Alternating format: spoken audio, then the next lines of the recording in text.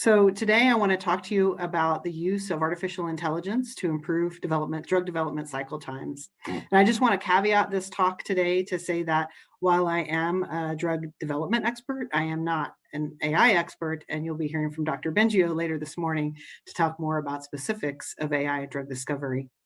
But what I did want to do today is to give you some of the ideas of the opportunities as well as the challenges in implementing AI in the drug development process because I certainly think that there are a lot of opportunities here, and there's a very much a very bright promise for this technology. And I know this community can be an important part of driving this forward. So I thought it might be a good foundation for everyone just to go through the 5 steps of the drug development process. So the first step is the discovery of the new medicines and the development up until the second step of preclinical research. I'll talk a little bit about drug discovery, a fair amount actually today, because there are a lot of startups that are in artificial intelligence that are really looking at drug discovery. And so I think it's important to understand the opportunities as well as the challenges there. I also want to talk about clinical development. It's where the bulk of my career has been, and my expertise is largely in clinical development. I think there are a lot of opportunities here, and it doesn't seem to be as much activity in this area, but I do think there are things that we can do to make this aspect of drug development more efficient and less costly. Then, of course, there's regulatory review, and the fifth step is post-marketing monitoring. And not many people think about this step when they think about drug development, but this is a very important part because this is where the drugs actually get to the patients. And it is important to continue to monitor for safety, certainly, but also for additional patient indications, additional expanded patient use populations. And there are a lot of opportunities here to do some pilots and experiments with new technologies that could be implemented earlier in the drug development cycle once they're proven. So this is a schematic that shows all of the different, not all, but several of the different AI startups for drug discovery, biomarker development, and advanced R&D. And there's about 240 companies listed here. Now, I know there are more than that. The companies are on the outside circle. Investors are on the second circle. And then the corporate partners are in the middle, including pharma, big tech, as well as what I'll call the big CROs or the contract research organizations. Now, contract research organizations may be a group that are underappreciated by academia and startups. They run large clinical trials on an outsourced basis, and I think they could be a potentially great partner because they have more incentives to adopt AI at scale, just based on their business models, and they may be easier to navigate than some of the pharma companies, which can be fairly complex. And then I wanted to highlight also on this slide that relatively few companies are addressing issues in clinical development using artificial intelligence. As you can see, the bulk of the focus is on preclinical and early drug development. And I do think there are a lot of opportunities here, and I'll talk about a few examples, at least one example that we have used at Novartis later in the talk. So I wanted to start with an overview of drug development and really thinking about where the cycle times can be improved so we can deep dive into the specific pain points. Now, this is a graphic from an article published in Nature about 10 years ago now, maybe a little bit more, 11 years ago. And while the numbers have continued to go up, unfortunately, the relative proportions of cost remain pretty much the same. I believe the last figures I've seen from the Tufts Drug Development Center is about $2.6 billion in development cost per new molecular entity approved. So this does take into account the cost of failures.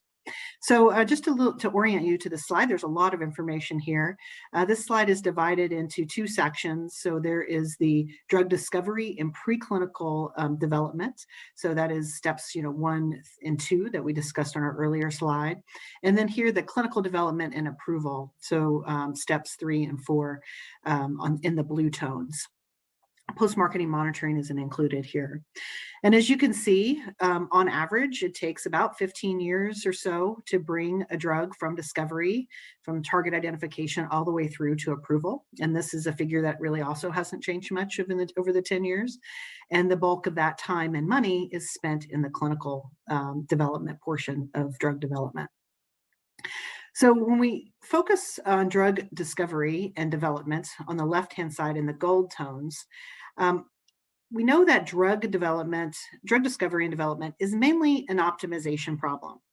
And basically, in order to develop a new drug, the teams have to, factor in a variety of different parameters. And so they have to think about, what is a good target? How can we bind to that target? And then how can we deliver a molecule that has drug-like properties, that's, relatively potent, that, has good pharmacokinetics in terms of absorption and distribution, et cetera, at a reasonable dose, and that doesn't cause toxicity in vivo models. And as you can see in this section of the drug development process, lead optimization requires the most resources. About 17% of the total cost of a new molecular entity is in this lead optimization phase. Now, lead optimization is expensive because it's still very much human driven. So basically you have all of these things that you have to optimize. I think in the computational parlance, this would be called a multi-parameter optimization problem or a vector optimization problem. And optimizing one characteristic may be to the detriment of another characteristic. So there's a lot of back and forth and fiddling around.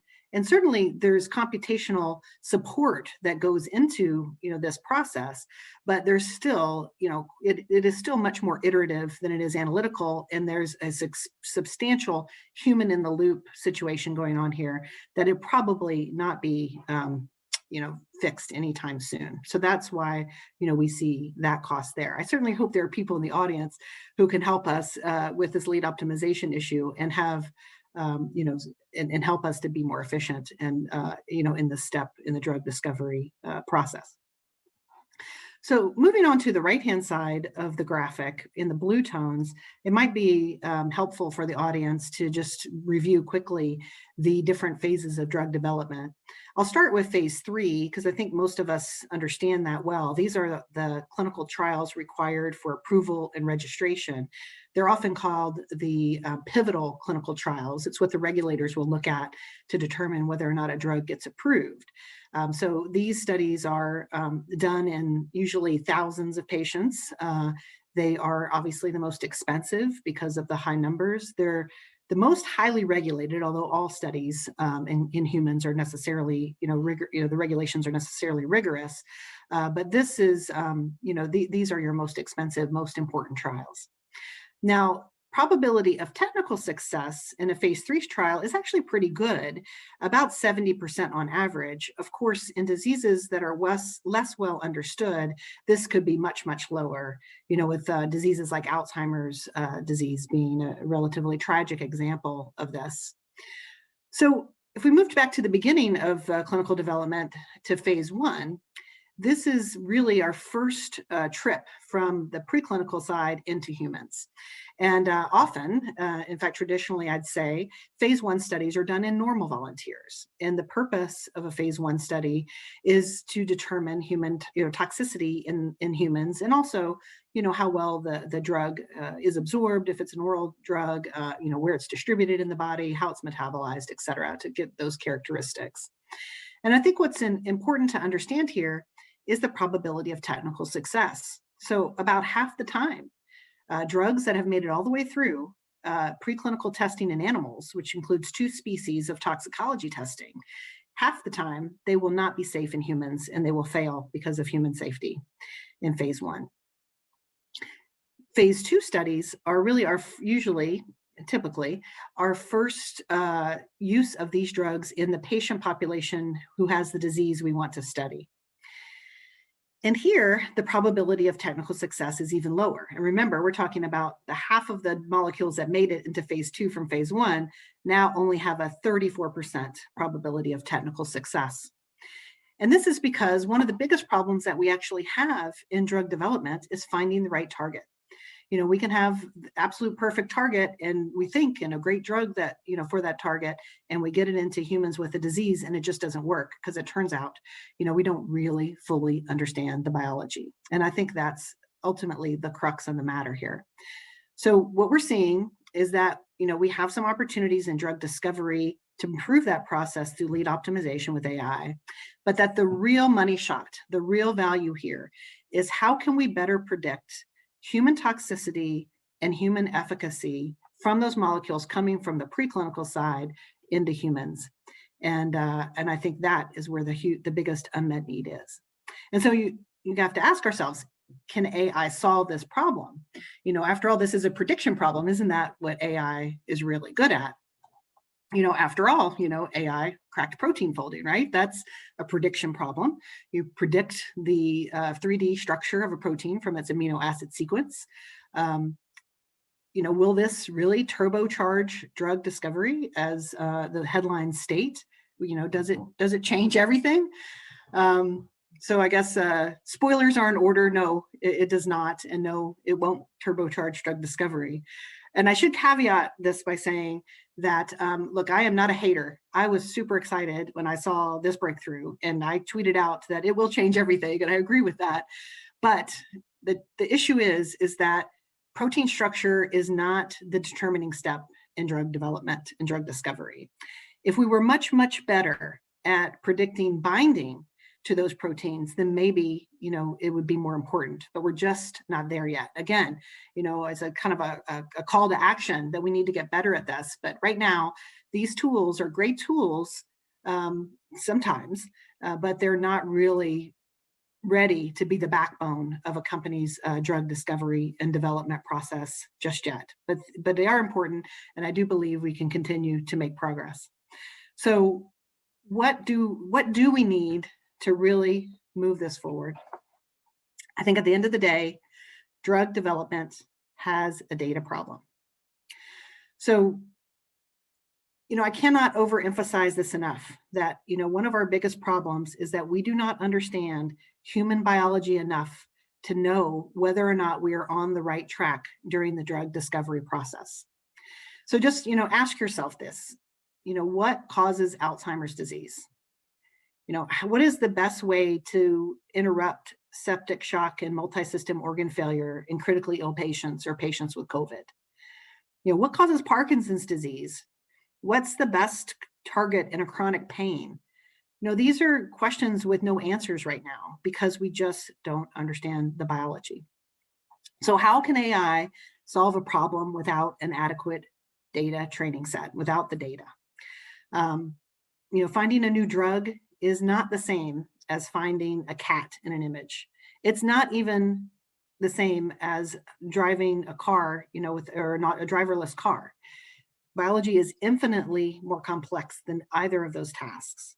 There are hundreds, if not thousands, of unknown unknowns, and maybe even some unknowable unknowns in human biology. Consider this. This is, I think, an important illustration. In the entire history of the FDA, only 2,000 drugs have ever been approved, ever. And of all approved drugs, they target only 754 proteins out of the 20,000 proteins in the human proteome. That's about 3% of the human proteome, if you're very fast at math, which I know some of you are. And even if you're looking at proteins that we consider the druggable proteins, those that have this hydrophobic pocket that would be amenable to, chemical binding, over 1,000 of those are untargeted. Although we've done, miraculous things to, treat and even cure diseases and manage chronic diseases, we have over 10,000 diseases with only 500 treatments for those of the 10,000 diseases. Only 500 have approved treatments. So we have a lot of work to do. We sequenced the human genome, right? That was going to be the thing that changed everything, only to find out that over half the genome contains non-coding regions that we are just beginning to understand the function of. So there is just so much complexity in human biology that really is the crux of why I think we have a lot of the failures that we do in drug discovery.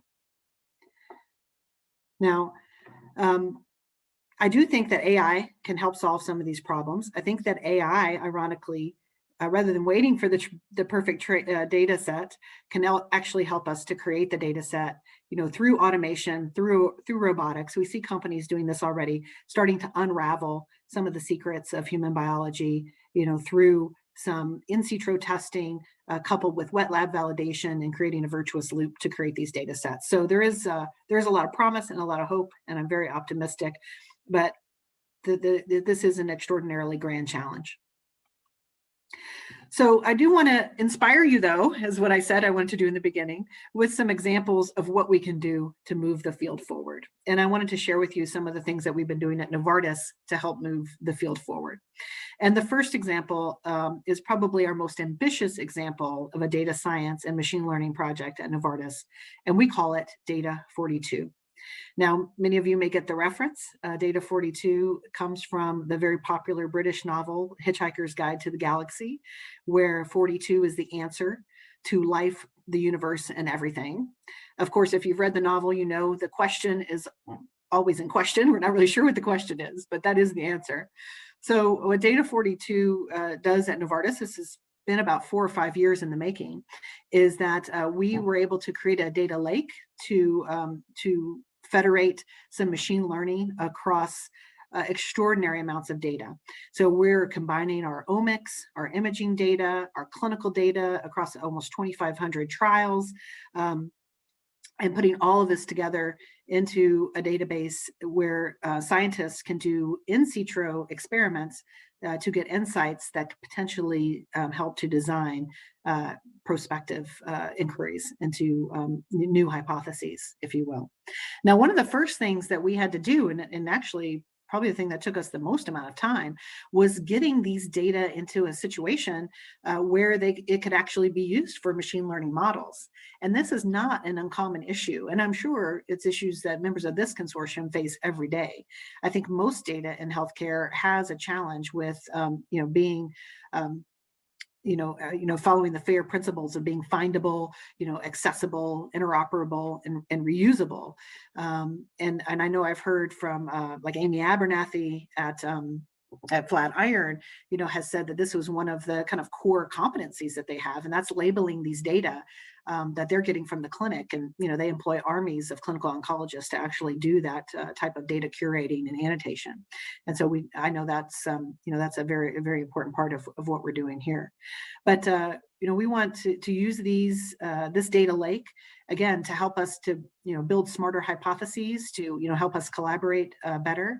And we're already seeing, some fruits of our labor here. But this was absolutely an extraordinary lift from a whole lot of people at Novartis to make this happen. So I want to move from AI in drug discovery and think about AI on the clinical side, because as I mentioned, clinical development actually is the rate limiting step, if you will. It's the longest part of the drug development process and the most costly. And as we can see, there's lots of failures there. So one of the first projects using predictive analytics at Novartis was what we call Sense. And basically, Sense allows us again, it took about 3 to 4 years to build, but it allows us to have extraordinary real-time insights into all of our clinical operational data. So we combine data over about 15 different data sets. It takes into account the activities of tens of thousands of clinical trial sites and site personnel, hundreds of thousands of patients. And we can look at, using really simple predictive analytics, kind of off-the-shelf algorithms, we can predict in real time trial cost. We can sense quality issues and intervene nearly real time down to the site level if there is an issue at a site. And this, helps our teams to keep trials on track, to budget better, as well, again, to understand who's recruiting, where patients are, where recruitment can happen. And we put all this together in kind of a huge dashboard, as you can see in the picture, and we call this the Sense Bridge. Now, this is a desktop computer application. So, especially in times of COVID now, where we're all working from home, any clinical operations associate or clinical trial lead can pull this up on their home computer and drill into the data and monitor their studies. But the Sense Bridge allows us to bring teams together to review this data, to plan for non-trial execution, to do portfolio prioritization, and just to use this tool to help us facilitate our clinical trial operations, which are vast. And I think that's one of the reasons we're able to build this, is that we actually do more clinical trials than our peers. So we have a lot of training data to build something like this. And we do all of our trials internally, or most of our trials we do internally, as long as we have capacity. And certainly, large CROs would have large training data sets like this, and they could build similar capabilities if they're probably doing that already. So we think that using predictive analytics to help us with our operations is a really important use case. We're actually expanding this use case into manufacturing. We have a partnership with Amazon Web Services, which you may have seen in the news, and that's we're trying to reimagine our supply chain from the active pharmaceutical ingredient sourcing all the way through to delivery, into the patient's hands, make that more efficient, make that more predictable. As we've seen, during the COVID pandemic, essential medicine supply chain is critical, to global human health. And we want to make sure we can continue to deliver to patients the way we have been doing during the pandemic.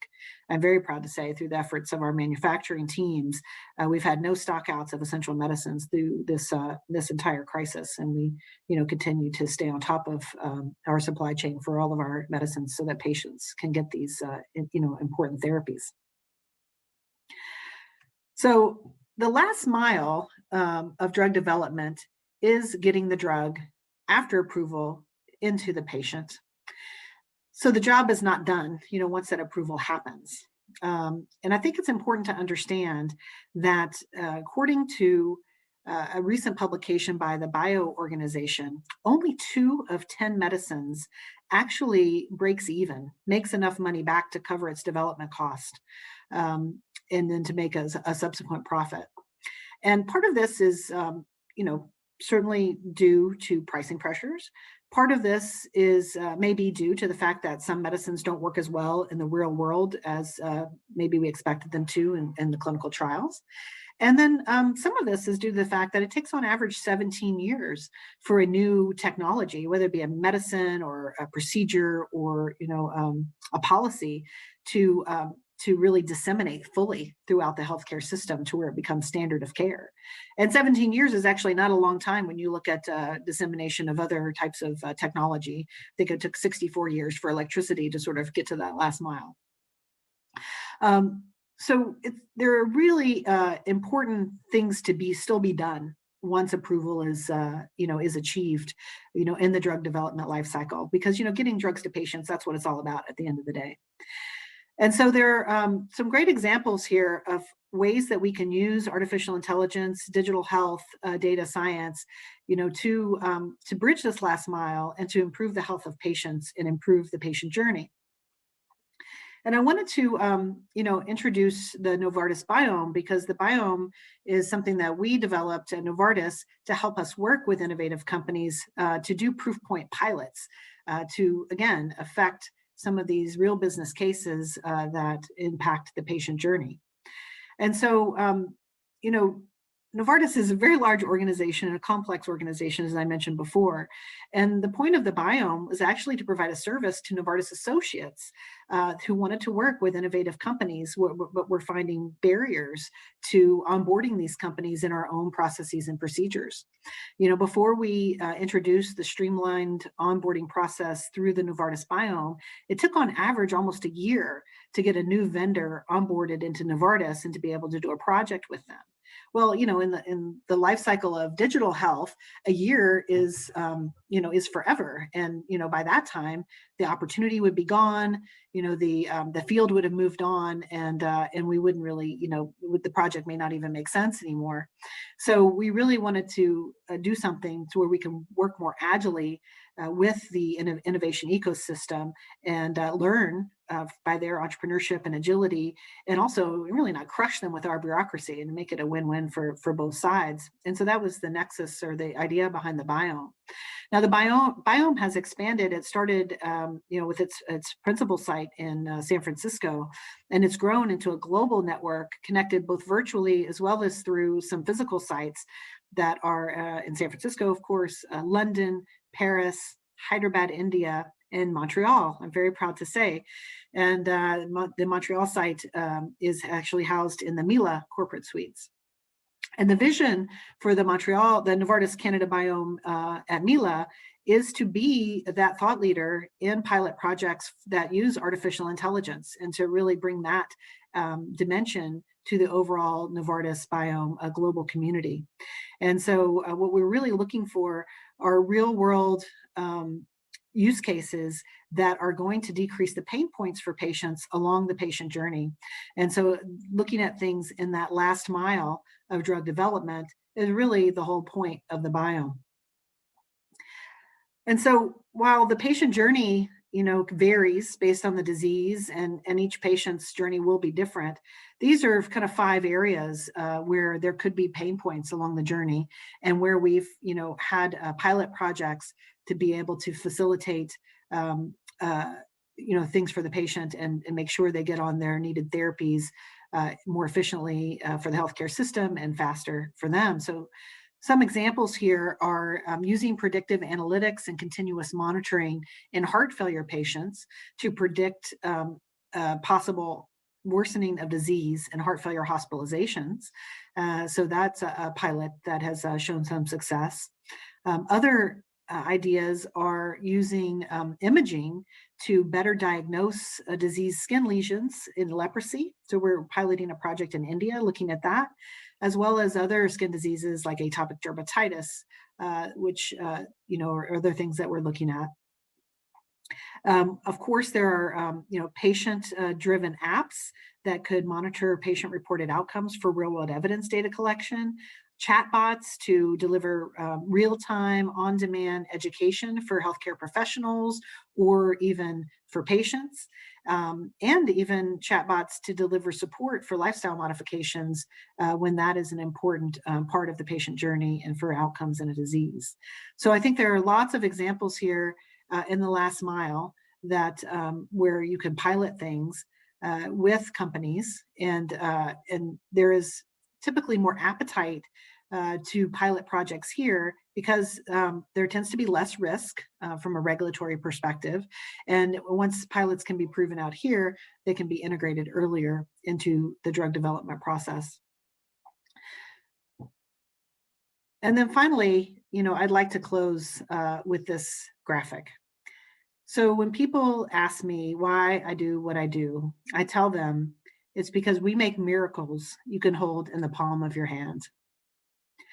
Every new drug that we get into a patient requires us decades of work, and we have to unlock nearly 4,000 years of human evolutionary biology and solve for multiple challenges along the way. Each success is a combination of hard work, stellar science, and more than just a little bit of luck.